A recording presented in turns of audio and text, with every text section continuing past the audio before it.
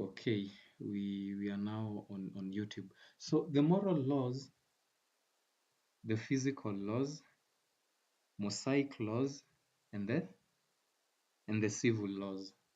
Our main study on this unit, as I've said, is on the physical laws.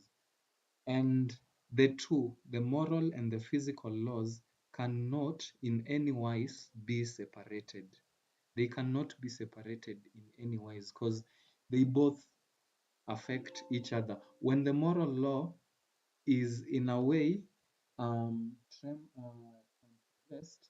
then the physical laws will follow. If the physical laws are transgressed, then morally will be graded, will be readily or will be ready to do sin.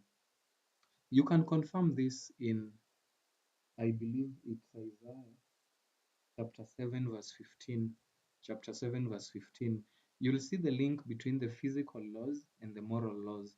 When you read I think it's also in Psalms chapter 67, verse 2. In Psalm 67, verse 2, you'll also see the link between the moral laws and the physical laws. And also some other verse in Psalms. Let me just get there so that I can find the exact verse. Psalms 103, Psalms 103, verse 2, 3, and 4. Verse 2, 3, and 4. You'll see the link between the moral and the physical laws. They cannot be separated in any wise. Where they cannot coexist, they can only coexist. They can only coexist.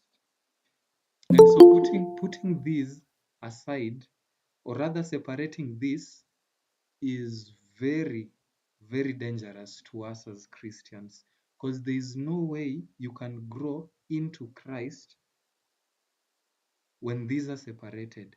They all need to go hand in hand. They all need to go hand in hand. Go read about the ladder of righteousness in Second Peter chapter 1. I believe it's from verse. Let me get it's from a certain verse all the way to verse 13. Second Peter. In this ladder of righteousness, from verse 3 all the way to verse 11. In this ladder of righteousness, you'll see one of the steps there, temperance. It's a law. It's a physical law that cuts across all the laws of health, that we've talked of, the new start. And so I just want to, in our introduction, I just want to introduce us to the spiritual nature, or rather the spiritual importance of us being aware, or rather of us just knowing the anatomy and physiology of our body. So let me get to my slides and start moving them. I believe they're moving. So today, in the introduction to anatomy and physiology, these are the objectives that I want us to know, or rather learn, at the end of our study. There are certain terms that we'll use when we are talking about the digestive system, when we'll be talking about um, other systems like the central nervous system. There are certain terms that we'll use, and this lesson is very crucial for us to understand the lessons that will come after it. And then I believe we've read everything that is in the screen, and so I'll just move to the next slide. So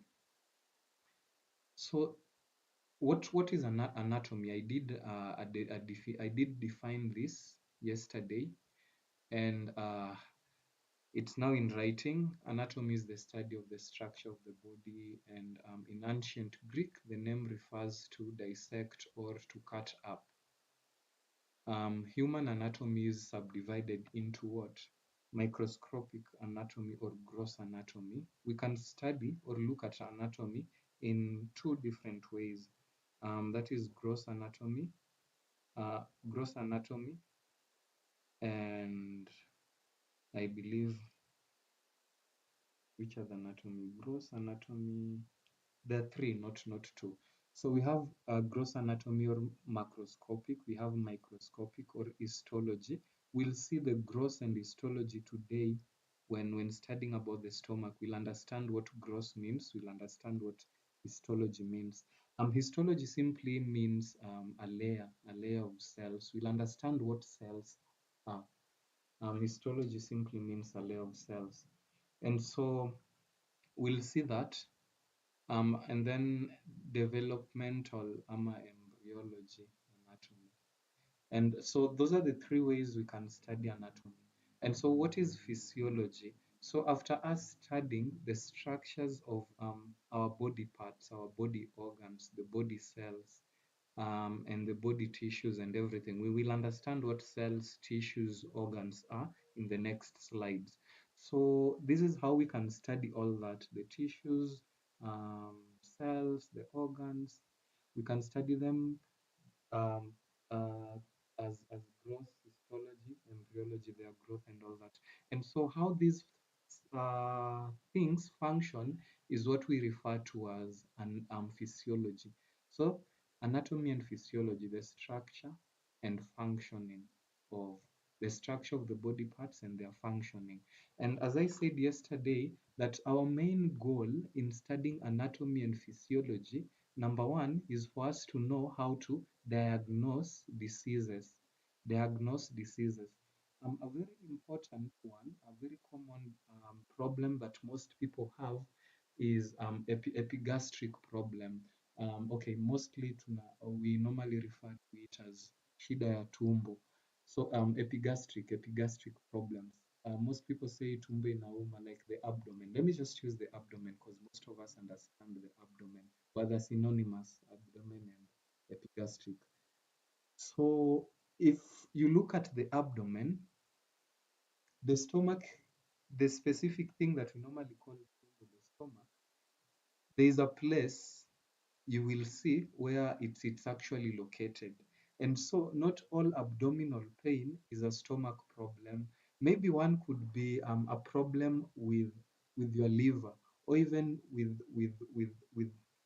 let me say your colon, or maybe the small intestines. So there's a lot that we need to know when it comes to diagnosis. And through studying anatomy and physiology and a lot of prayer, we can be good at diagnosing. So that's the first reason.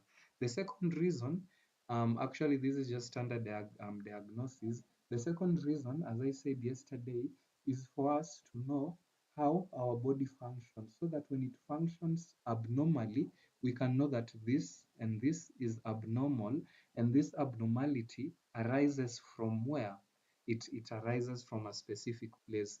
Like let me say when you have acid reflux. I believe we all do know what acid reflux is. So let's say you have acid reflux, acid acidity in the stomach that at times rises to the esophagus and all that. Let's say you have such a thing. So studying anatomy and physiology will help you understand how that happens, and some of the structures that um, are hindered, or rather some of the structures that are affected, the functioning that could lead to an arisal of that. So what does the Bible say about anatomy and physiology? Let's see what the Bible says. Someone to kindly read to us the verses there. Someone to kindly read the verses. No one should project, because if you project, you'll remove me from projecting. So someone to kindly read the verses if you're close to your Bible. Well, I wanted to stop at 9:40, not 9:40, 8:40. I see it's already 8:30. But anyway, we'll stop at 9. I'll just do a study until 9, then the questions will come later after 9. So there's no one wants to read. Okay, yes, go ahead. Go ahead, Laban. Genesis. Let's have Laban read the first Let's verse. have Laban read the first verse. Okay, Genesis chapter 2, verse 20. It says, verse 20, and Adam gave names to all cattle, and to the fowl of the air, and to every beast of the field. But for Adam there was not found an helpmeet for him. 21. And the Lord God caused a deep sleep to fall upon Adam, and he slept, and he took one of his ribs and closed up the flesh instead thereof. 22.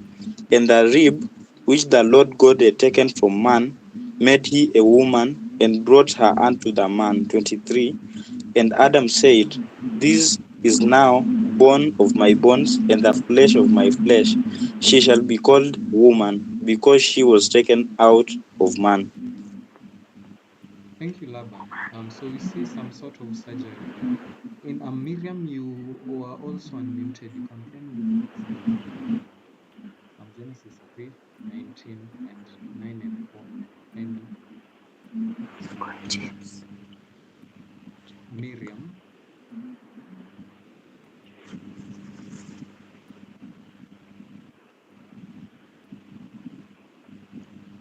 I really don't want to keep us here for 2 hours. John, I can Okay, see. 319. Yes.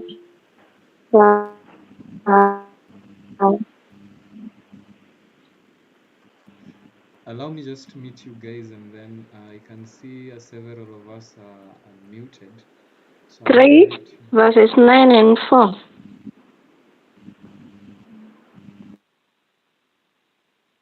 Yes, Miriam, go ahead. Verses 19. Yes, the readings are on the screen. Verses And 19, the Bible says, in the sweat of thy face shalt thou eat bread, till thou return unto the ground. in the sweat of thy face shalt thou do what? Eat bread. So how does this sweating happen? What really is sweat? What's the functionality behind it? Um, and so For out of yes, 9:4.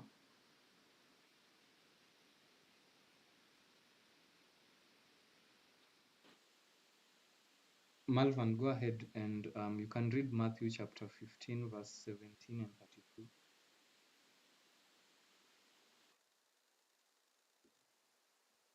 Yes, Malvan Makori, your hand is raised. You can go ahead and.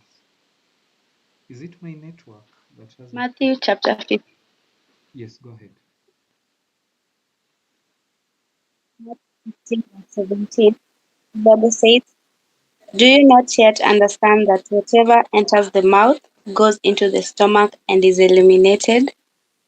Verse 32, now Jesus called his disciples to himself and said, I have compassion on the multitude, because they have now continued with me 3 days and have nothing to eat. And I do not want to send them away hungry, lest they faint on the way. Yeah. Imagine if Christ wasn't understanding. If Christ okay, acha tu niseme hii kwa Kiswahili.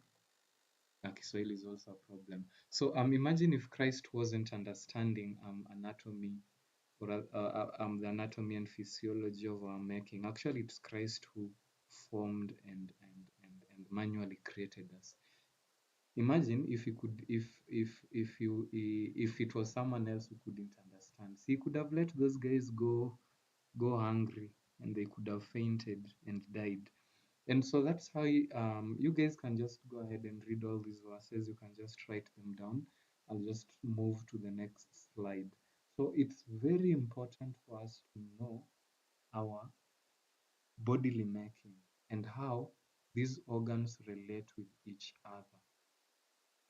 Because there's no way we can conquer sin unless we know the power of certain things like music on our minds, the power of certain let me say certain addictions. There's no way we can overcome sin if we don't know the power, or rather the functionality of certain addictions, music to our mind, and all that. Like we'll always be ignorant to an extent that we will never reach the state that Christ really wants us to be, which is not a very good thing. Higher than the highest human thought is God's ideal for us. And yeah, why a knowledge of anatomy and physiology? So this is which book is this, John? CME. Uh-huh.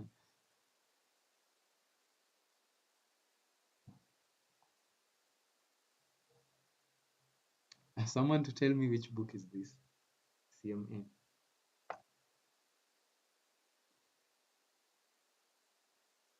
I don't want to use the last time there's someone who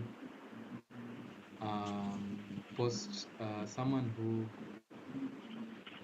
raised a concern saying that we shouldn't use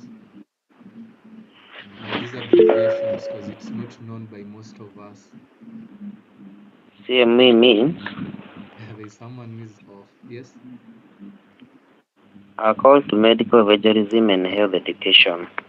Yeah, there's someone who is off on the chat box. So that is it. A call to what he has said. You can type it on the chat box. Uh, so I believe the person who raised that question is in, and we said we'll consider it. So a call to medical evangelism.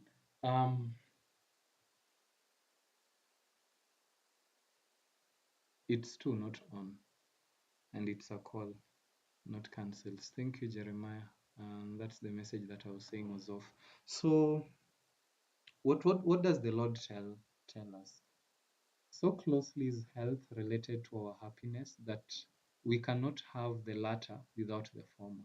So if health is related to our happiness, how important is it to know what this health entails? How important is it to know? Okay, to someone who wants to be happy, to someone who wants to be happy, how important is it for them to know? A practical knowledge of science of human life is necessary in order to glorify God in our bodies. That is what the Bible says.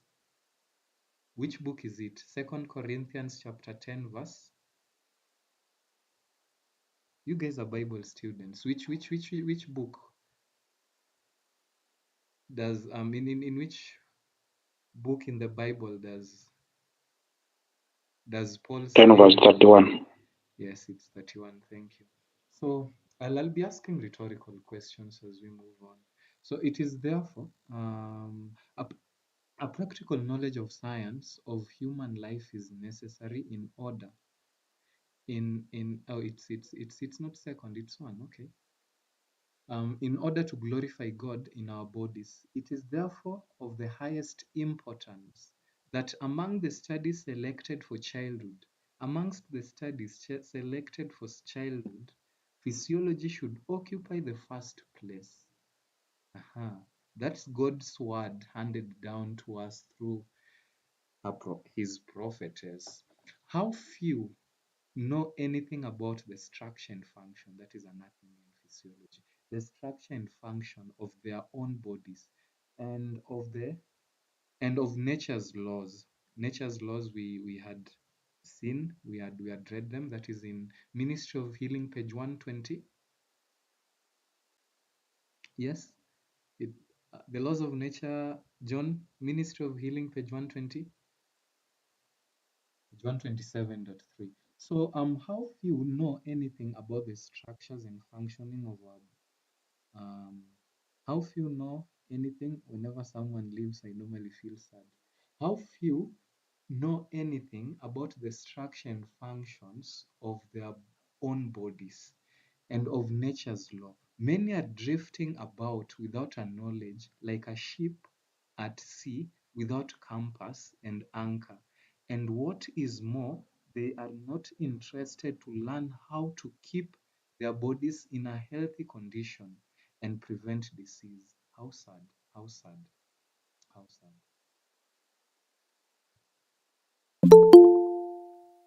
Someone to kindly read. Okay, I'll just read it. I see.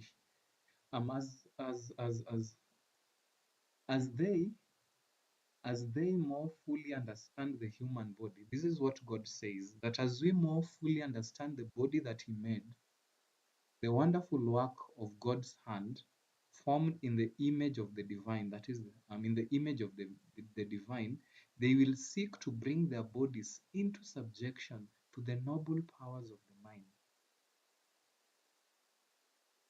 To the noble powers of the mind. And then God says that if at all we can understand, if at all we can understand the the dangers of taking dietary cholesterol or the dangers of taking animal protein, be it in milk, be it in eggs. God says that if at all we can understand how our body reacts and actually adapts to such conditions, then we will always strive. Yes, that is it, healthful living. We will always strive. We will always strive to do what? To do our best so that we can do His will. So it's very important for us to know that the body will be regarded by them as a wonderful structure. Which book? Where does David say fearfully and wonderfully made? Psalms chapter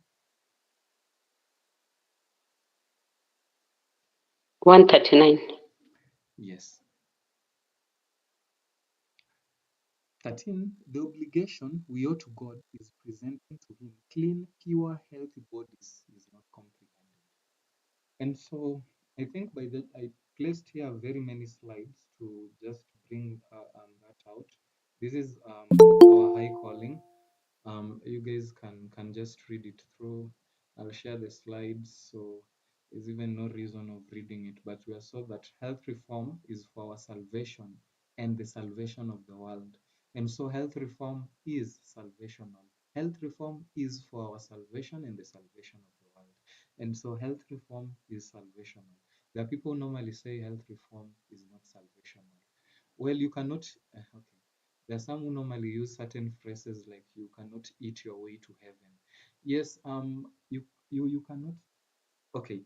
You I really don't know how to put this, but you can eat your way to heaven. Um, in James, I believe James chapter 4 verse 17, where we are told that the laws of God, like if you break any law, we've divided the laws in fours. And in James 4 verse 17, I believe we are told that it's 2:10. It's 2:10. We are told that if you break even one of the commandments, then you've broken all. And salvation is just being saved from sin, being saved from sin. So if you persistently just continue disobeying the laws of health that you know, isn't that being bounded to sin? Is that being bounded to sin, or rather being chained to let me just use the strongest rebuke, immorality? I won't read this quotation to the hand, but we are told that all are under obligation to him to keep the human structure in a healthful, wholesome condition. You cannot do that unless you understand the human structure. Ignorance of physiology and neglect to observe the laws of health have brought many to the grave who might have lived to labor and study intelligently. So this is Sign of the Times, February 1894, page 13, or Healthy Living, page 14.2, or rather paragraph 2. So the very last, this one in Christian Teaching and Experience, that's page 120, or Healthful Living, 15.1. It says, study that marvelous organism. That's the Lord imploring us. Study that marvelous organism, the human system, and the laws by which it is governed. Study anatomy and physiology. And so this should not only be left to doctors. This should not only be left to doctors, but God's children are implored. God has implored us, and God has vested on us the powers to study and to understand anatomy and physiology the fullest. Because if we don't know how our body functions, if we don't know how the organs relate to each other, then there is no way we can reach um, the highest in education. I really don't remember the page, but the chapter is a higher experience. The first paragraph would say that higher than the highest human thought is God's ideal for his children. And so we cannot reach that ideal unless we do what? Study the marvelous organism. So the levels of structural organization in structural organization. So I said we'll understand what cells are, what tissues are. So biochemical, biochemistry, biochemicals. So here we have atoms. We have atoms combined. So when atoms combined to form molecules, that is biochemical organization of the human structure. Biochemical organization of the human structure. We'll talk about these biochemicals. And so let's just know when we mention biochemicals, when we mention enzymes, just know that it's a combination of what? It's a combination of atoms combined with molecules. So when we talk about enzymes, that's it. Biochemistry, biochemicals. Um, cellular, the cellular structural organization. Cells are made up of molecules. Cells are made up of molecules. What do I mean? Many molecules brought together makes up a body structure called cell. And then we have tissue. Tissue is just many cells brought up together. Brought up together. Can someone tell us an example of a cell? You can just unmute and shout it out. An example of a cell. I mentioned one yesterday. Actually, not one. I mentioned more than two cells yesterday. Someone to kindly just unmute and just shout it up. Okay. Many Blood cells. cells. Yes, blood cells and the rest. So we have tissues. We have tissues that can. Yes. So we have tissues. An example is if is that is that Elisha? Let me just get back and see who's trying to talk. Okay. Okay. So we have tissue, and tissues. An example is epithelial. Um, epithelial. We will mention it when talking about the stomach. Epithelium, whatever you want to call it, but it's a body tissue. It's normally a lining that covers all internal and external organs. It's normally the top lining, epithelium. So it's a tissue. We'll talk about more tissues, and we'll see how these tissues can be affected to an extent that our body can adversely react. So we have organs. You guys know examples of organs. So those are many tissues brought up, like many tissues put together makes an organ. An example, I talked about some cells in the pancreas. Pancreas is an organ. I talked about alpha cells and beta cells that are in the pancreas, the cells that are necessary for regulating um, the blood glucose levels in our blood. And there are tissues. So when you bring these tissues together, then an organ, if you bring these cells and tissues together, then organs will be formed. You know examples of organs. We have liver, we have the pancreas and the rest. So our assignment will just go to, we'll just go and know all the organs in the body, all the tissues in the body. Allow me add somebody in, all the tissues in the body. Oh, Alicia is in. So I won't really, that's now nice. I won't trouble myself to switch to the meeting. So organ system, we're actually studying one of an organ system, that is the digestive system.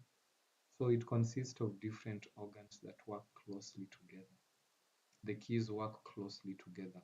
And then we have an organism made up of the organ system. Can somebody mention to us an organism? Okay, that's a very stupid question, but anyway. So in an essence, this is what I was talking about. We have the atom. When atoms come together, when the atoms and the molecules react, we have what is known as macromolecule. That is the biochemistry level or the structure, the biochemistry structure of our body. And then we have when we have cells, we have tissues, we have organs, blah blah blah, all the way to a fully developed man. So an approach to studying chemistry, I actually mentioned them earlier. Um, Microscopic, macro, micro, and embryology. Or rather, if you go to the very first slides, yeah, the development, embryology. So gross or micro, and embryology. So those ones we had mentioned. So we'll just take that procedure. That's the approach we'll take to study anatomy and physiology. So levels of structural organization. Why is it starting from the first floor? This one also we've mentioned. And this one also we've mentioned.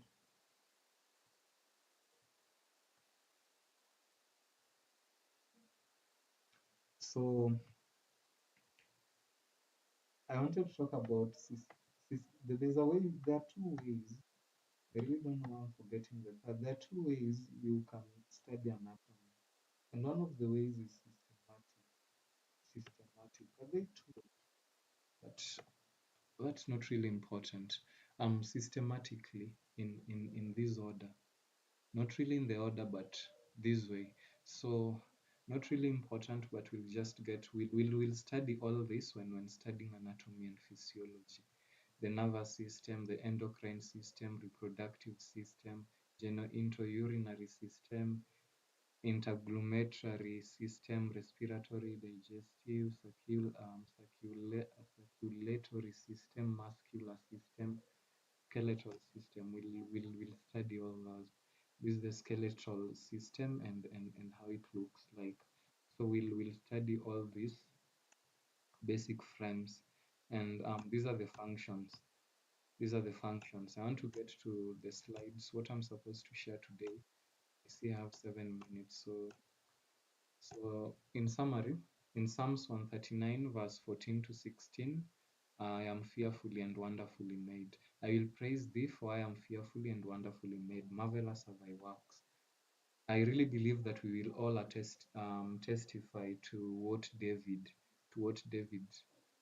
um, to what we will all actually say or testify, or rather just agree with what David said by the end of this, not today's class, but by the end of this unit, anatomy and physiology. And so that's what I ought to have introduced yesterday in our class, in our yesterday's class. And so today, I just want us to briefly study the stomach, the anatomy and physiology of the stomach, so that we can move forward. So if there's any question as I prepare to present, you can kindly ask if there's any question. Kindly feel free to unmute or raise your hand to ask. You can raise your hand, and then Elisha will help us facilitate that in what I've shared.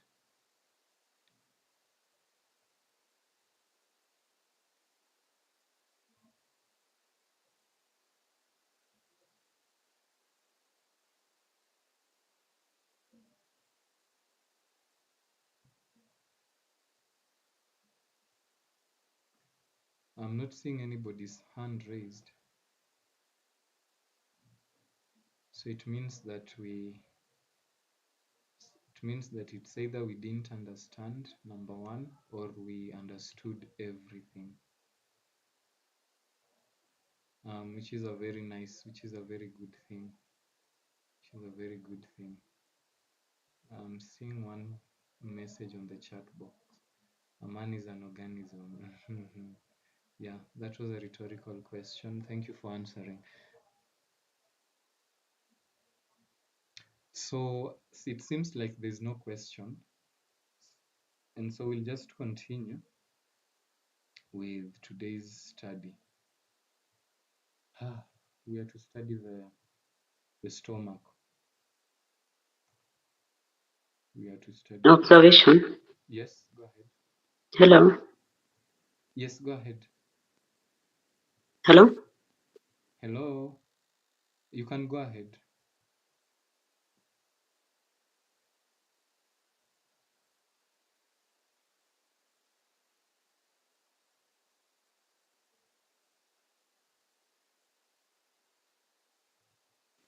Yeah. Hello.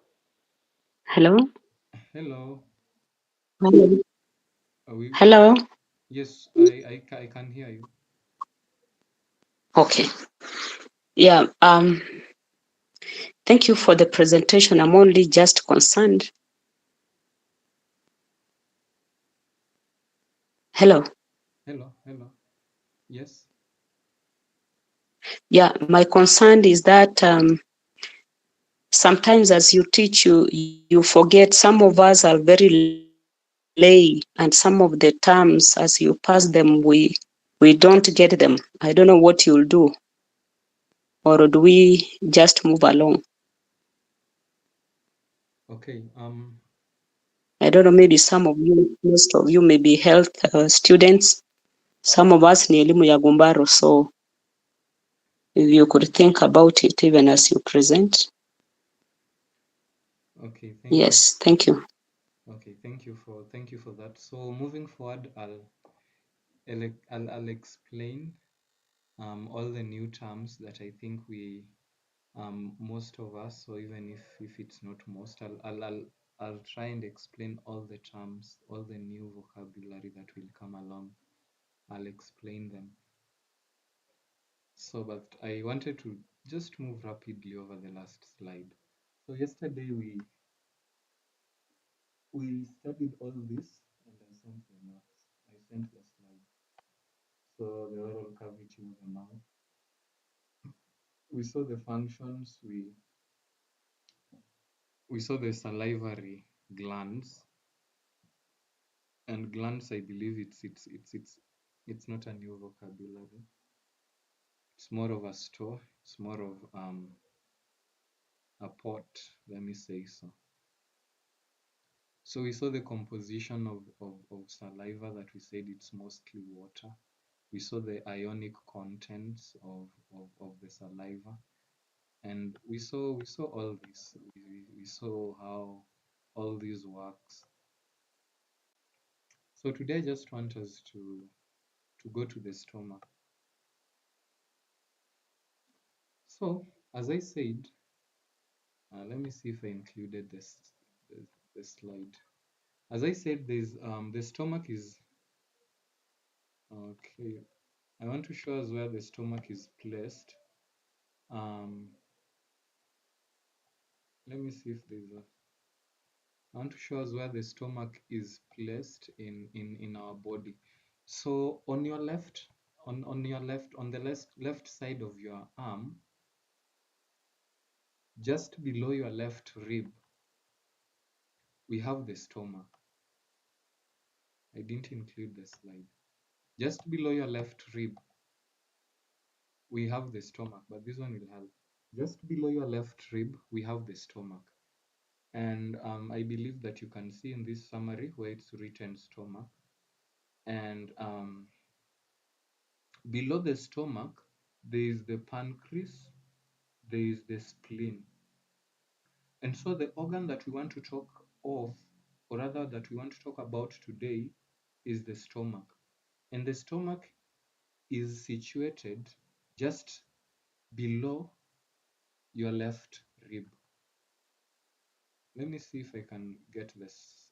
Let me put the slides so that we can all read on one page. Let me put up the slides. Let me share something else. Epigastric regions. Okay. So I want to share something else so that we can see exactly where the stomach is. It's not a very good picture. It's not a very good picture. But anyway, we can just Google and we can all just go to Google as I present what I want to show us. We can all go to Google so that we can see where the stomach is based. So I believe that we are all seeing this. I believe that we are all seeing what I'm presenting. So actually this is the abdomen. This is a way that can help you diagnose abdominal problems. You can divide or rather dissect the stomach in 9 different parts. And when someone comes to you saying that they're feeling a problem here or there, you have to question them deeply so that you can know where the exact problem is. So the stomach is located in this third quadrant called the left hypochondriac. It's the left upper quadrant,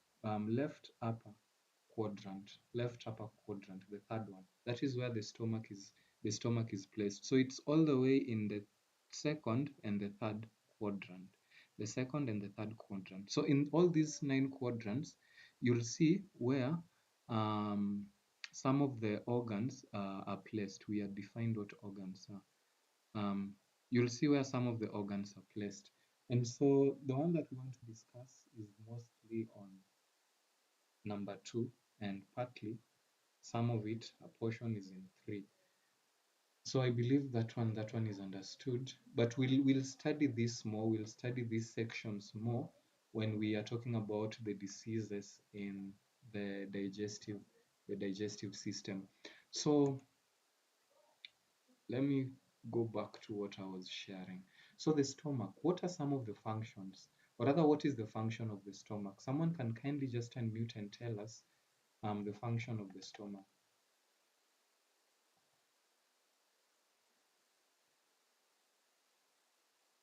As I get to my slide, someone can kindly just tell us what is the function of the stomach. Okay, let me go. Let me try. The stomach is an organ in the body that every food that you eat, like it's the largest component of the gut system, so that it is where protein are digested. It is where uh, most of most of the digestive enzymes are produced, and majorly it's where the mixing and the chiming, not chiming, but the mixing takes place of the food. And the whole process just prepares uh, uh, the food for digestion. So it is the point where after which now digestion is complete, and what is remaining is now absorption. So that is the main work of the stomach. Of course, there are other minor roles. Yeah. So very little is absorbed in the stomach, Elisha. Very, very little is absorbed in the stomach. So um, in my slides, you can see the 2 functions. Actually, what Elisha has mentioned, everything, we'll study them in-depthly and see how they happen, how the digestive juices are produced, how the digestive juices are produced, where, and what actually stimulates their production. So the stomach, basically, it has 2 major functions. And the first one, it temporarily holds food. It's more of like a reservoir. And as it holds food and reserves it, it it mix it. We'll see how that happens, and we'll see um, the cells that make that possible. So this is the work of the stomach. So we have two. Let me get to some other slides. We have two functions. I've talked about 2 functions of the stomach. Yeah, 2 functions. So in one of the functions, we've talked about the mixing of food. And this happens in two different ways. There are peristaltical movements. I don't know how to pronounce that well, but the mechanical breakdown of food, it happens in the stomach. There is that chemical digestion that we said yesterday. That chemical digestion simply means, someone to kindly remind us what chemical digestion simply means. We all know what hydrolysis is, right? Food components, the nutrients and the water view being broken down by chemicals, or enzymes. So this is the enzymatic digestion, that is chemical digestion. And then mechanical breakdown, you know what mechanical breakdown is. When mechanical, I believe that most of us, when that word mechanical comes to our mind, we see a lot of work that is involved in it. So mechanical, that is mixing of waves gently, repealing peris- peristaltic movements, and it creates a churning that Elisha talked of, and that is the chemical digestion. So the chemical digestion, we said in the mouth, we have the salivary amylase. And then when these boluses, we know that when we digest our foods in the mouth, um, as they pass through the esophagus, they pass in form of small balls called boluses. So when the boluses reach, or rather gets to the stomach, what happens is they are mechanically broken down in waves, um, and they become fluid. They become fluid, like very high density. So digestion by saliva continues inactivated, until it's inactivated by the acidic gastric juice. So this is what happens, but we'll get to understand more as when we get there. So in the stomach, we have four main regions. That is the cardiac or the cardia region. The cardiac or the cardia region. It's actually the border between the esophagus and the stomach. So the border between the esophagus, and then the stomach. And then we have the fundus, we have the body, and then we have the pylorus. What do I mean? This is what I mean. This is what I mean. I believe that we are all seeing it. So the fundus, it's actually, um, I really don't know if you're seeing my mouse. Can you guys see my mouse? Can you guys see my mouse? Yes. Yeah. So the Yes. yeah, this one. So the fundus is this upper region. This upper region. There are actually certain disorders that are related to this upper region that we'll see. More so to pregnant women. So the fundus is this upper region here. The fundus, this upper region, is called the fundus. And as you can see, the diaphragm, the fundus is it's more of lateral, right, to the diaphragm. Or rather, let me just use the word inferior. It's inferior to the diaphragm, like it's below the diaphragm, and it's on the left side of the cardia. It's on the left side of the cardia, and it's on your right side. But scientifically, it's on the left side, on your right hand, when you consider your stomach. So the cardia, the fundus, not the cardia. The cardia is this region. The region, you know, the esophagus, it's normally straight. I really don't know. I really wish I had a webcam to show you guys. So this is the you guys can see the esophagus. This one here. It's normally straight. It's normally straight. And so where it starts doing this way, where it starts going this way into the stomach, where it now, like ikiacha kuwa that straight, the 90 degrees, hapo ndio tunaita the cardiac, and there's an aorta that feeds it with blood. So this is the cardiac. It's the border between the stomach and all that. I believe that one you've understood, but we'll understand them better when we'll be talking about diseases.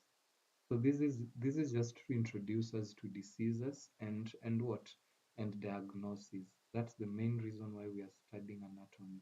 So we have the cardia, and then part, the second region of the body is what's the third region of the body? We've seen this one, the cardia. We've seen the fundus. The third region is those of us who are reading the slides. What's the third region? The third region is the body now. This part, this whole part now is the body, and that's where the food is wholly mostly held, the body. And then we have the pylorus region, where the pylorus region, in the pylorus region here, we have it's actually it has been divided further into two into two into two areas. That is the pyloric atrium. Let me just get to the slides. It has been divided. Well, the slides, I'm not seeing them, but it has been divided into two areas. We have the pyloric atrium and the pyloric canal. Let me just get the slides so that you guys can. I think I included them. Let's see. Okay. So what? I believe you guys can still see my slides. I want to show you what the atrium and the pyloric atrium and the canal is. Can you guys see my slides? Yes. Yes, thank you. So I think you guys now can see the pyloric canal and the pyloric atrium. There are certain juices, there are certain hormones that are produced in the pyloric atrium that is actually responsible for digestion, and we'll see them as we move forward. So this is the pyloric region, the pylorus part of the body here, where now the stomach begins, like the funnel shaped part of the stomach. We know what a funnel is. So this funnel shaped part is called the pylorus, and it is divided. Some divide it into three. They include the duodenum, but let's have two. I don't know. Um, okay. So due to let's have them just as the pyloric canal, the pyloric atrium. We'll understand why you all it's important for us to study all this. So let me get back to my slide. Okay. Wow, it really wished I arranged these things in order. I really wished I arranged them in order. So we've seen that. We've seen that the four main regions. So we know regions are normally more of like borders, right? Regions are normally more of borders. And aside from the borders, we have four layers. So that is when the stomach is cut. You can see the way it has been cut. So this one. So when the stomach is cut, we have four layers. We have four layers. That is the mucosa. I'll just show you what all this means in a while. That is the mucosa, submucosa. You can just call them mucosal layer, submucosal layer, the muscular or the muscle layer. Just call it muscularis. And then we have the serosa, the serosal layer. So these are the layers when it is cut. When the stomach is dissected, this is what we mean by the layers. Why is this? Look at the three. This one here, this one here, this one here,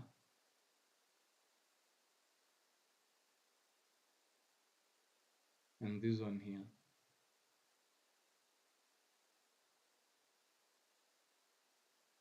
And this one here. I believe you guys are seeing my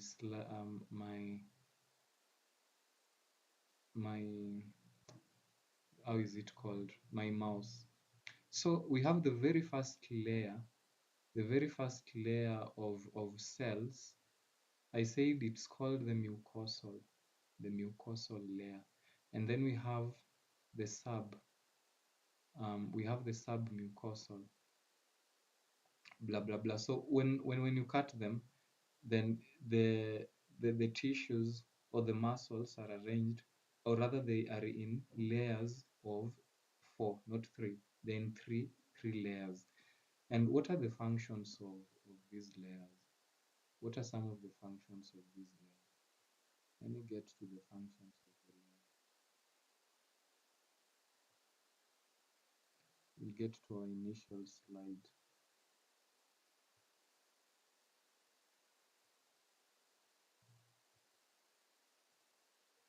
What are the functions of the layers? So the stomach. In the stomach, we're still in the first slide. Wow. Whenever I do that, why does it? I think I need to get a command. So in the mucosal layer, we have gastric glands. So just allow me go through all this until the serosa, and then I'll show you guys pictorically what I mean. So we have gastric glands. And before the gastric glands, we have what is known as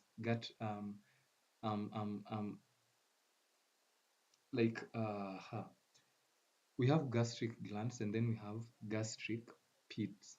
So gastric pits, it's this one I can't say without showing you guys what I mean. Let me just, I hope I included the slides. So we have gastric glands that, okay, there's no harm in sharing my screen this way, I believe.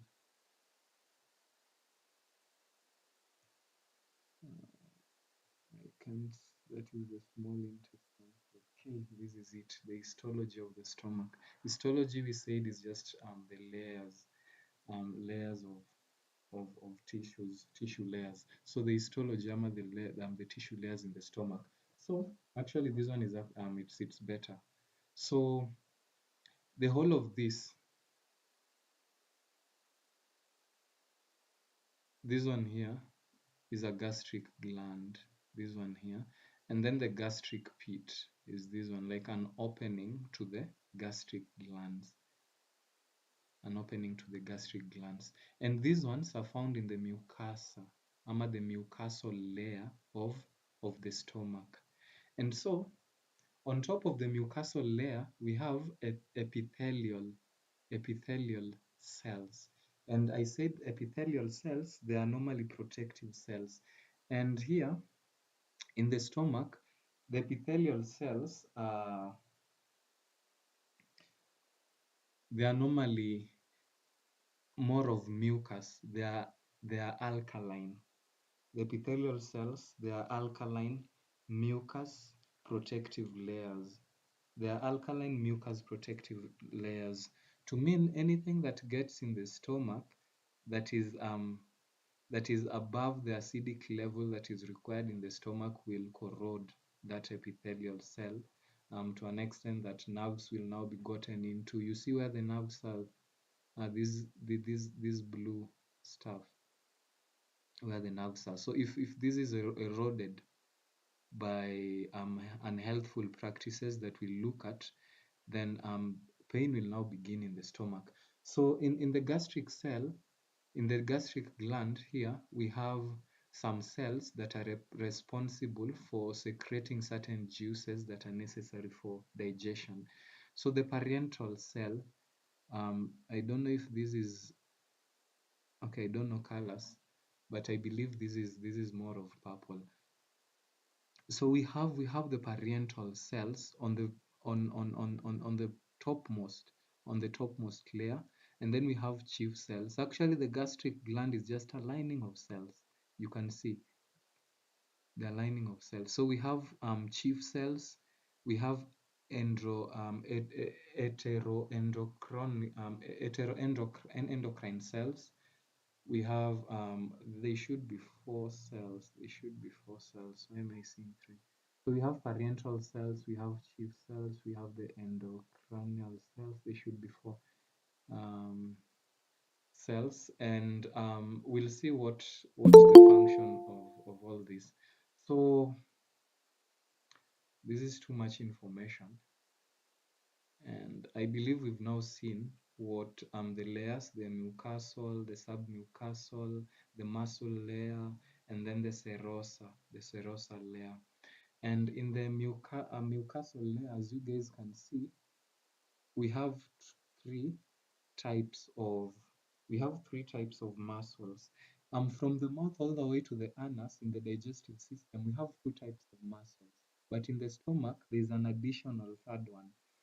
The types of muscles that we have from the muscularis muscles, normally it's the circular layer and the longitudinal layer, but there's an additional oblique layer, and you can see how the oblique layer is. There's an additional oblique layer that is actually responsible in collaboration with these two. It is responsible for the churning in our stomach. You know, there are normally great peristalsis in the stomach for the food to mix and chime together. And this is what this area, that's their function. The oblique layer, the circular layer, and the longitudinal. They're responsible for peristalsis in the small intestines, okay, not large intestines, but small intestines and the stomach. So it's involved in mechanical breakdown that we had referred to. That's why I referred to mechanical or talked about mechanical breakdown before getting here. So they actually move like in the stomach. Do you guys know a jackknife? The stomach normally moves like a jackknife. By the way, the stomach is normally very small. It's almost your thumb size, but it can increase 75 times that the thumb size, depending on the food you put into it. But naturally, it's normally very strong, but it expands as food gets into it. So when the stomach is empty, the size is normally at a thumb size, as research says it. So I don't want to get to this slide, so I just want to explain everything before moving to the next slide, but I think I have. I think I have. So let's see these cells. Let's see this. Let's get to the first slide of the stomach. Is there a question up to where we are? I can see 5 people have dropped out. We are left with 14. So is there a question up to where we are?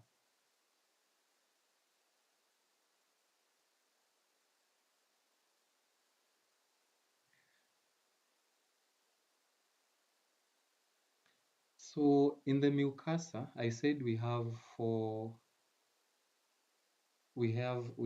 cells. We have four cells that are responsible for producing. So we have the one that we saw, the endocrine cell, the one that we saw, the last one, the one that is down, it secretes gastrin. And we'll see what gastrin really does. And the other three, the mucus, the mucosal neck cells, some of the mucus, this one it's responsible for secreting mucus for the epithelial lining. And then the parental cell, it produces what is known as intrinsic factor and hydrochloric acid. Hydrochloric acid um, hydrochloric acid. So in G cell, the endocrine cell, I said we'll explain what this gastrin is, right? Okay. So, and then in the chief cell, so this is the first one, the mucosal neck cell that secretes mucus for the epithelial lining. And then we have the parental cells. It's actually on the mouth of the gastric glands, the opening of the gastric glands, and it excretes what we call as intrinsic factor. And the intrinsic factor actually helps in the breakdown of which fatty acid is that? Which fatty acid is that? It helps in the breakdown of some fat that I'm forgetting its name. And then we have the hydrochloric acid that helps to activate pepsinogen into pepsin. Pepsin is responsible for breaking down protein. So protein majorly it's digested or it's broken down in the stomach, because it really needs a lot of acid for that to take place.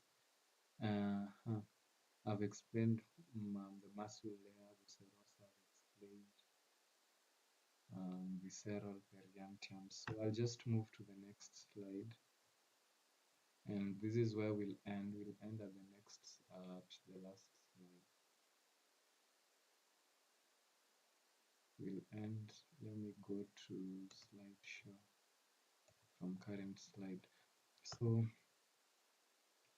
there's no need of us discussing that.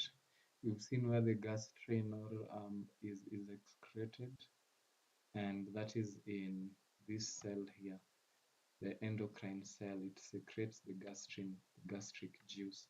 So I'll end at these three phases of, we have three phases of digestion.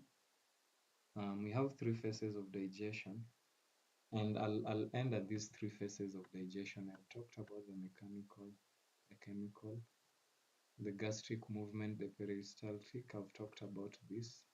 So yeah, pancreas. That's where I want us to start tomorrow. So we've not talked about the health impacts of this. So we have, this is where we'll stop. We have the three phases of, we have three phases of digestion that really influences gastric secretion. And the very first phase is the cephalic phase. Cephalic phase. Cephalic simply means related to the brain. That is what it simply means. To those of us who do nursing, I believe you guys know cephalic, cephalic what? Cephalic. Okay, when the baby's head is somewhat, okay, whatever it is. Unaweza tusaidia hapo haishi, unaweza tusaidia hapo Jacqueline.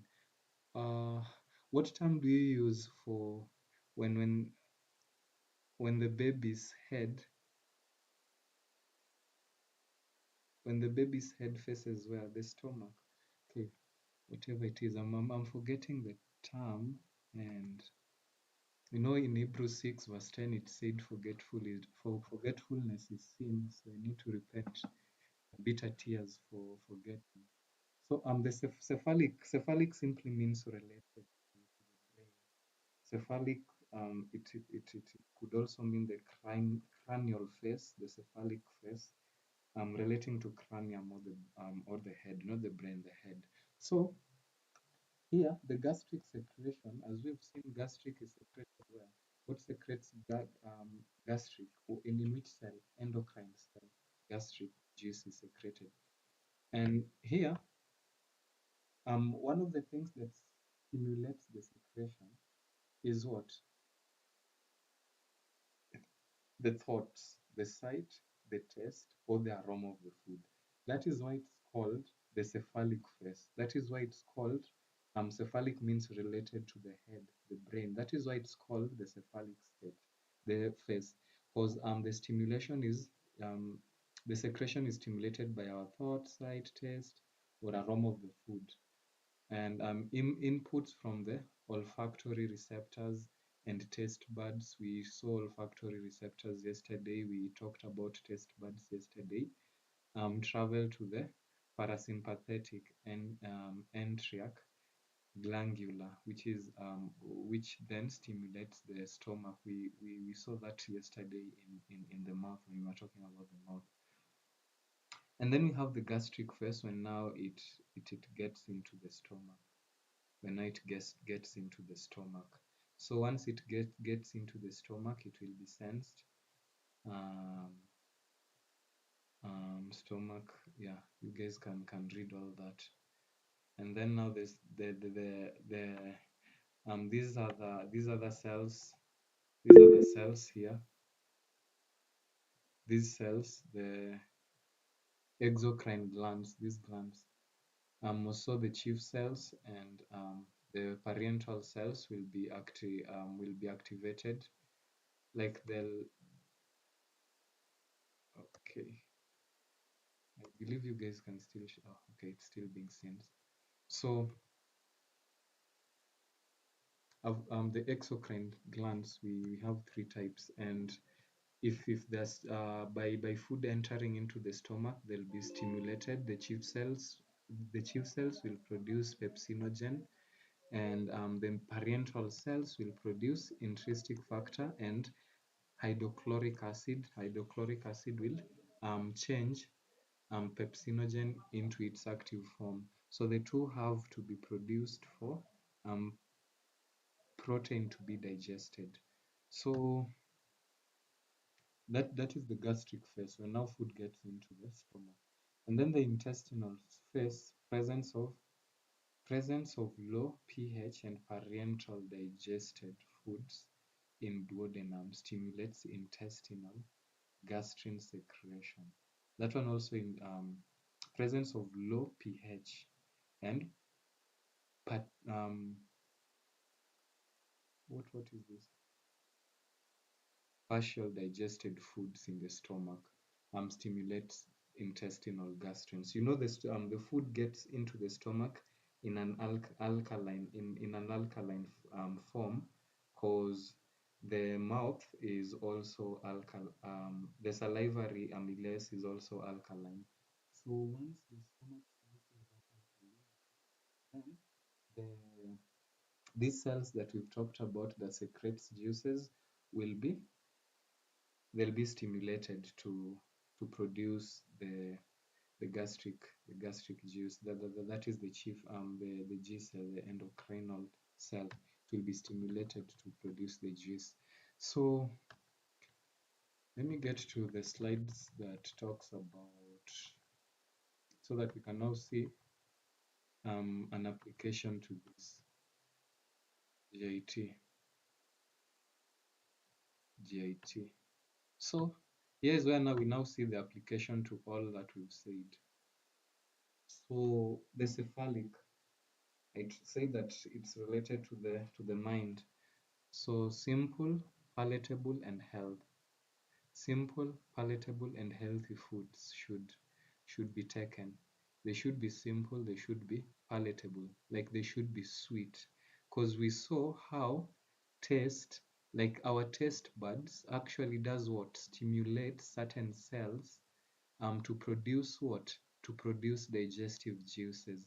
And so if our food is not palatable, then this stimulation will not be done wholly. There are various things that stimulates our what? Stimulates the gastric juices to be produced. There are many things. There are many things that stimulates them. But a palatable food will be a plus for the gastric juices to be produced more and more. A simple food, cause the digestive system is monotropic. That means that it can only recognize one food at a time. And so when we eat a lot in one meal, the spirit of prophecy cancels three to four in a meal, three to four, or is it three? I'll look for the quotation and then put it up tomorrow. So it should be simple, it should be palatable, it should be healthy, because the hydrochloric juice cannot kill all the bacteria, so the food needs to be healthy too. So ensure proper diet, balanced diet, ensure proper diet. We've seen that in the stomach, the gastric juices will be targeting what? Proteins. What if the protein is not there? They'll be rendered useless. We have fat. There's a certain type of fat that is digested in the mouth. There's one that is digested in the stomach. We have regularity of taking meals. So I want someone to kindly explain, like, what this would mean in line with what we have studied. We are now seeing the practicality in it. So in line with what we have studied, regularity of taking meals. How would you put or explain it? Someone to kindly help us. Regularity in meals to what we've studied in the stomach. How can you explain this?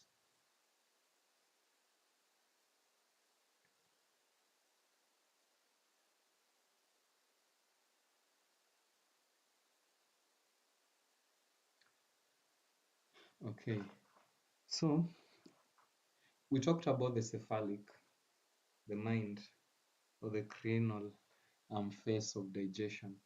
So we have specific um, they are called reward paths in our brain. We'll see that when talking about the anatomy of the brain. We have specific reward paths in our brain that dictates certain behavioral habits in the human body.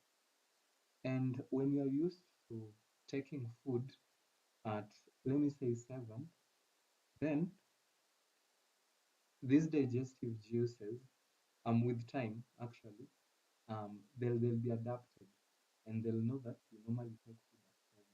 And so when 7 reaches, they'll start producing juices.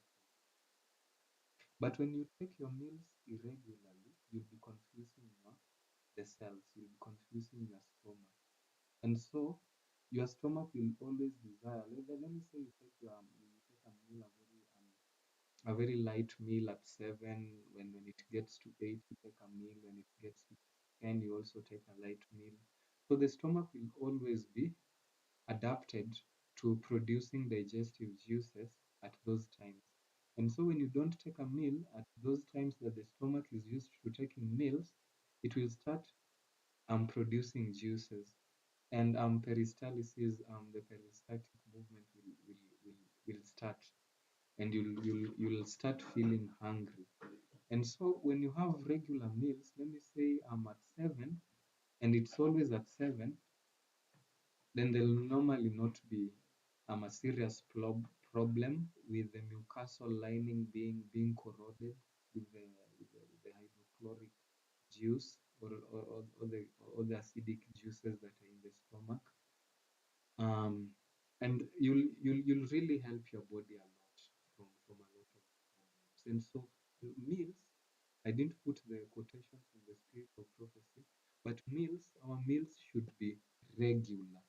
Our meals should be regular at specific times. At specific times.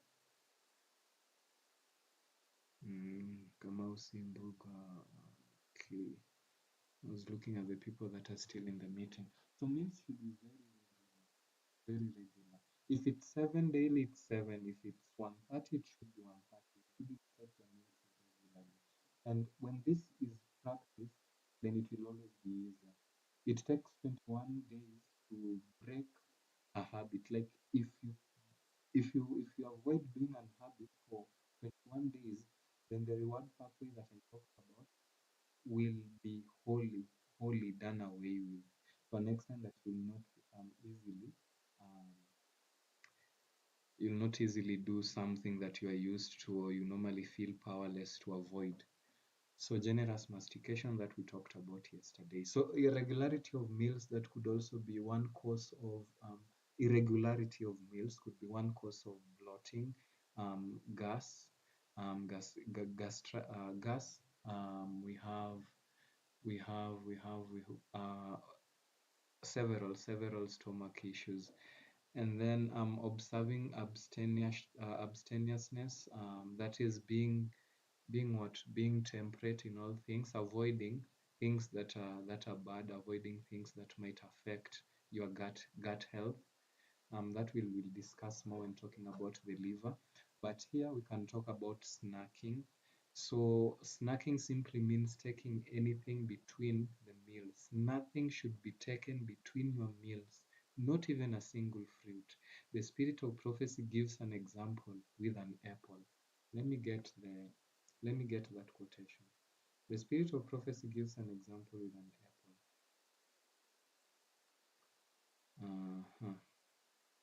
Let me get the quotation so that I can read it out loud.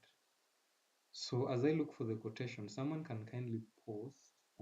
Someone can kindly ask a question